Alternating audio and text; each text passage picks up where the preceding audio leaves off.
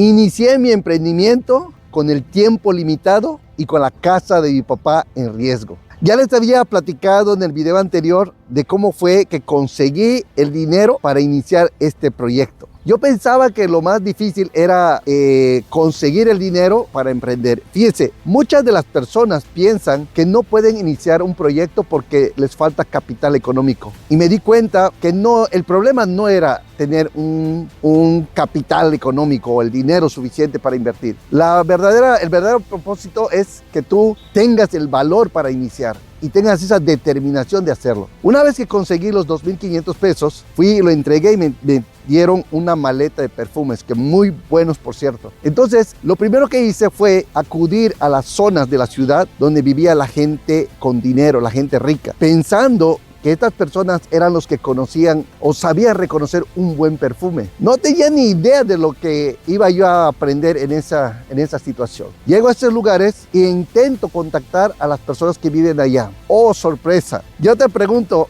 cuando tú llegas a una casa y tocas una casa rica o de gente rica, ¿quiénes son los que abren la puerta? Yo pensaba que iba a salir el dueño de la casa y no es así. Sale a recibirte la servidumbre, las personas los empleados, las personas que trabajan en esa casa. Y ellos no tienen el poder de decidir, solamente te pueden atender, pueden escuchar, pero el que toma la decisión de hacer una compra son los dueños. ¡Qué decepción! Cada casa que toqué salía, me recibían las personas, pero ninguno de ellos podían decidir. Terminó el día y no vendí nada. Volví a repetir eso en otras zonas, poco a poco, sin darme cuenta ya había transcurrido una semana y empiezo a sentir la presión. ¿Por qué? Porque ya el tiempo va corriendo y el lapso de tiempo para devolver el dinero a mi papá era un mes. Pasó una semana y no había logrado vender ni un perfume. Yo recuerdo que llegaba a la casa y me preguntaban, ¿cuántos perfumes vendiste? Nada. Había gastado en mi transporte,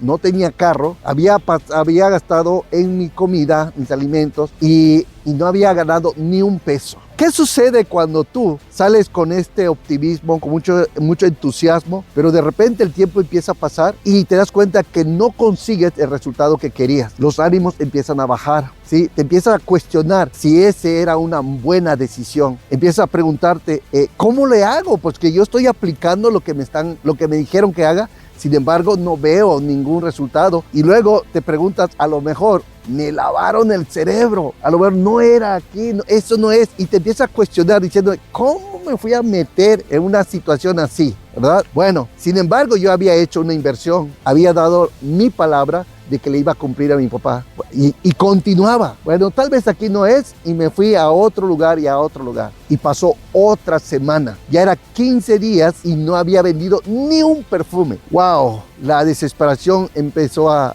entrar en mí porque continuó la siguiente semana y pasaron 3 semanas sin haber vendido ni un solo perfume. Gastaba y no ganaba nada. La última semana yo decía, wow, esta es la última semana. ¿Qué va a pasar si no recupero este dinero? Ya pasaron 3 semanas y nada. Entonces yo recuerdo que pasó el lunes, el martes, ¿sí? Y el día martes nuevamente salí intentando. Ya no era ir a la zona donde vivía gente rica. Yo iba a las farmacias y les decía, te remato los perfumes. Lo único que quería era recuperar por lo menos el dinero y devolvérselo a mi papá. Ya había una presión muy fuerte y nadie quería esos perfumes. ¿Por qué? Porque eran perfumes caros. Entonces, en mi desesperación, yo recuerdo que llegué a un parque como este, solitario por cierto, y busqué un rinconcito donde no me podían interrumpir. Y yo recuerdo, y a ustedes les pasa eso, que cuando están en una situación extrema, te acuerdas hasta de Dios, ¿sí? Te acuerdas hasta de Dios.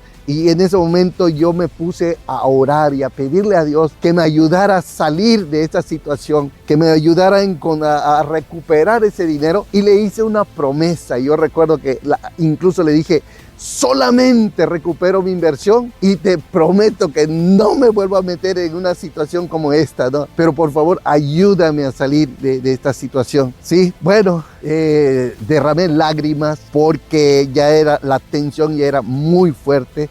Lloré, le supliqué, rogué con la plena confianza de que me iba a ayudar. Cuando terminé esa oración, tomé mis maletas, sequé mis lágrimas y empecé a caminar. Yo había prometido, cuando causé baja en el ejército, había un sargento que ya tenía más de 30 años de servicio, y yo recuerdo que me dijo unas palabras que me caló, porque él no quería que yo dejara el ejército. Y él me dijo: ya te veré allá afuera muriéndote de hambre. Por esa frase que me dijo, yo me había prometido que nunca iba a regresar con los militares, con los soldados. Sin embargo, aprendí que hay ocasiones donde tienes que tragarte el orgullo, donde el orgullo, si tus sueños son más grandes que tu orgullo, a veces tienes que hacer lo que antes no te atrevías a hacer. Tomé mi maletín y empecé a caminar, pensando que en realidad no perdí la noción del tiempo y del lugar donde estaba. No me di cuenta cómo doblé en la esquina y continué, y sin darme cuenta, de repente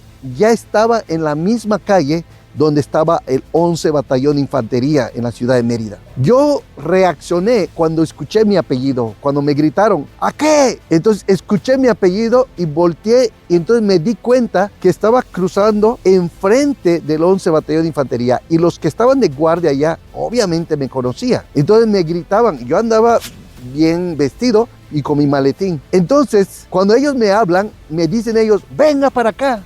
Era el lugar donde menos quería ir.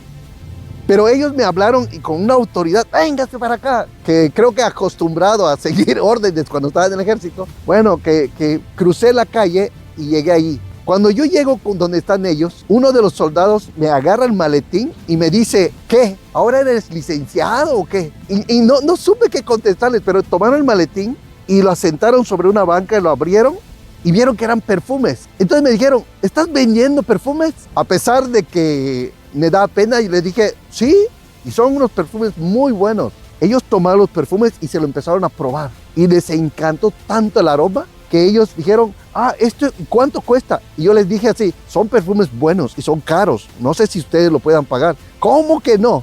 ¿Verdad? Y empezaron a agarrar, y digo: esto es para mí. Y vinieron los otros compañeros y agarraron. Esto es increíble, porque en menos de una hora vendí todos los perfumes que yo había, que habían pasado más de 3 semanas que no había vendido ni un producto. Pero se daban cuenta que yo me había prometido no regresar a ese lugar.